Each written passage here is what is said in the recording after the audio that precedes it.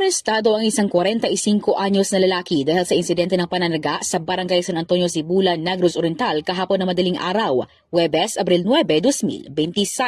Kinilala ang biktima bilang isang 34 anyos na lalaki mula Sitio Parador. Nasugatan siya sa balikat at dibdib matapos inatake gamit ang matulis na bagay. Lumabas sa inisyal na investigasyon ng pulisya na nagiinuman lamang ang sospek at ang biktima habang nadiriwang ng kaarawan na kalaunay humantong sa isang pagtatalo at sa nasabing krimen. Mabilis na rumispondi ang pulisya at tinala ang biktima sa ospital para sa medikal na atensyon. Ligtas na rin ang biktima mula sa kapahamakan at kasalukuyan na papagaling mula sa sugat na natamo. Matapos ang isang hot pursuit operation, naaresto ng pulisya ang sospek na residente rin ng lugar at ngayon ay nasa kustudya na ng kapulisan.